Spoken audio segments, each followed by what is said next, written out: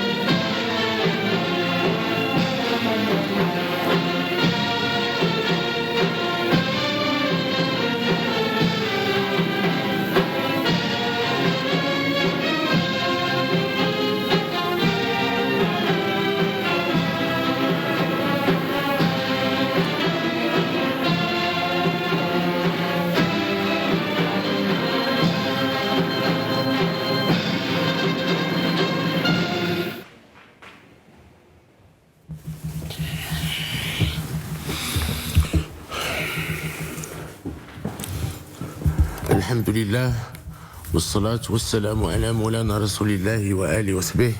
شعبي العزيز، شكلت المسيرة الخضراء التي نخلد اليوم ذكرها 45 نموذجا فريدا في التابعة الجماعية والالتزام والانضباط والتشبث بالحق.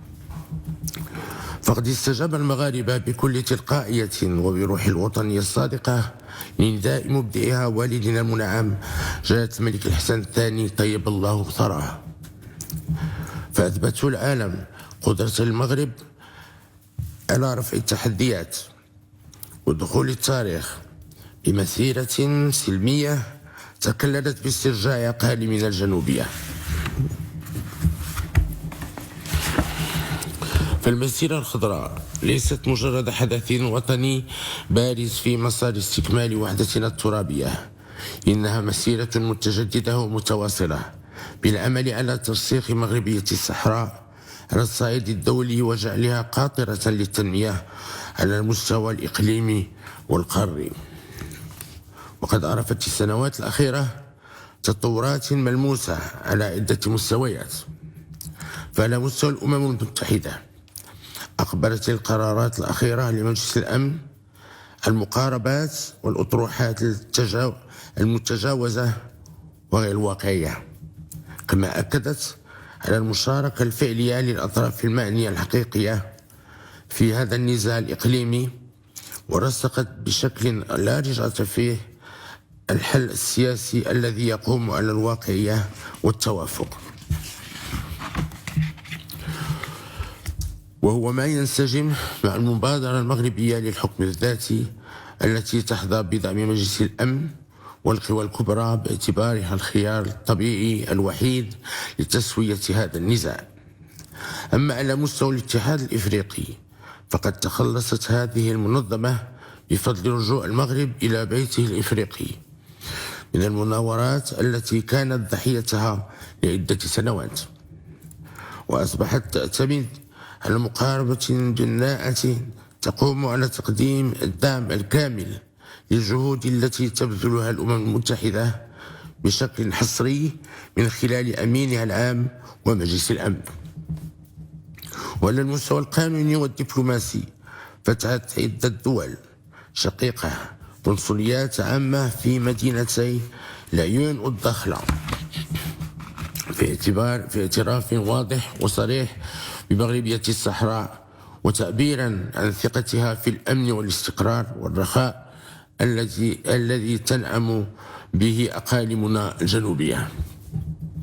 وبالموازاة على ذلك ترفض الأغلبية الساحقة من المجتمع الدولي الانسياق وراء نزوعات الأطراف الأخرى، فقد بلغ عدد الدول التي لا تعترف بالكيان الوهمي 163 دولة، أي 85% من الدول الأعضاء في منظمة الأمم المتحدة. وقد تعزز هذا التوجه باعتماد القوى الدولية الكبرى لمواقف بناءة ومنها إبرام شراكات استراتيجية واقتصادية تشمل دون تحفظ أو استثناء الأقاليم الجنوبية للمملكة كجزء لا يتجزأ من التراب المغربي.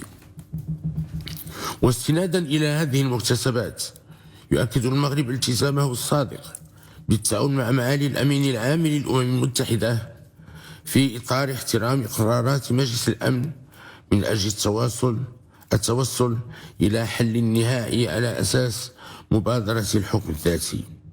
كما سيظل المغرب ثابتا في مواقفه ولن تؤثر عليه الاستفزازات العقيمة والمناورات اليائسة التي تقوم بها الأطراف الأخرى والتي تعد مجرد هروب إلى الأمام بعد سقوط أطروحاتها المتجاوزة. وهنا نؤكد رفضنا الواقع القاطع لممارسات المرفوضة لمحاولة عرقلة حركة السير الطبيعي بين المغرب وموريتانيا أو لتغيير الوضع القانوني والتاريخي شرق الجدار الأمني أو أي استغلال غير مشروع لثروات المنطقة. وسيبقى المغرب إن شاء الله كما كان دائما متشبثا بالمنطق والحكمة بقدر ما سيتصدى بكل قوة وحزم للتجاوزات التي تحاول المس بسلامة واستقرار أقاليمه الجنوبية. وإننا واثقون بأن الأمم المتحدة والمينيوخسو سيواصلون القيام بواجبهم في حماية وقف إطلاق النار بالمنطقة. شعبي العزيز، إن التزامنا بترسيخ مغربية الصحراء على الصعيد الدولي لا يعادله إلا عملنا المتواصل على جعلها قاطرة للتنمية على المستوى الإقليمي والقاري. واستكمالا للمشاريع الكبرى التي تشهدها أقاليمنا الجنوبية، فقد حان الوقت لاستثمار المؤهلات الكثيرة التي يزخر بها مجالها البحري. وفي هذا الإطار أكمل المغرب خلال هذه السنة ترسيم مجالاته البحرية بجمعها في إطار منظومة القانون المغربي في التزام بمبادئ القانون الدولي. وسيظل المغرب ملتزما بالحوار مع جارتنا إسبانيا بخصوص أماكن التداخل بين المياه الإقليمية للبلدين الصديقين في إطار قانون البحار واحترام الشراكة التي تجمعهما، وبعيدا عن فرض الأمر الواقع من جانب واحد. فتوضيح نطاق وحدود المجالات البحرية الواقعة تحت سيادة المملكة سيدعم المخطط الرامي إلى تعزيز الدينامية الاقتصادية والاجتماعية.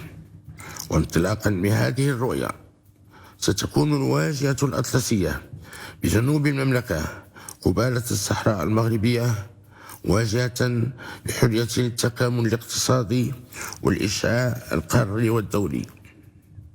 فإضافة إلى ميناء طنجة المتوسط الذي يحتل مركز الصدارة بين موانئ إفريقيا، سيساهم ميناء داخل المتوسط في تعزيز هذا التوجه. وسنواصل العمل على تطوير اقتصاد بحري حقيقي بهذه الأقاليم العزيزة علينا لما تتوفر عليه في برها وبحرها من موارد أو إمكانات كفيلة بجعلها جسرا وسيلة وصل بين المغرب وعمقه الإفريقي.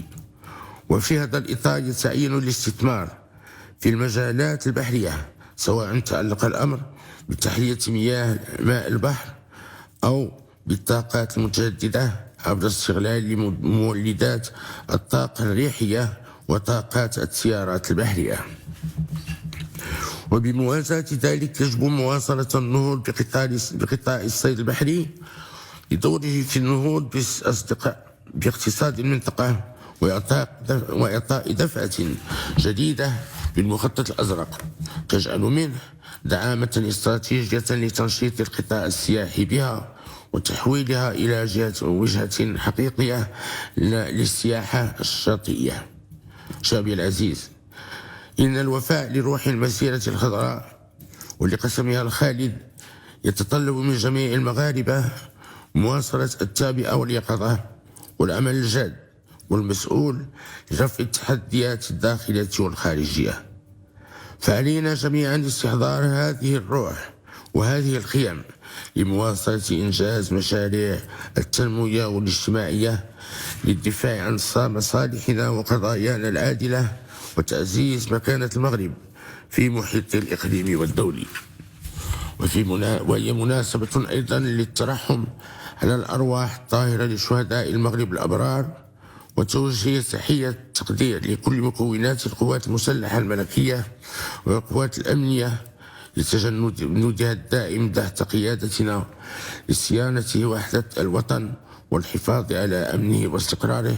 والسلام عليكم ورحمة الله تعالى وبركاته.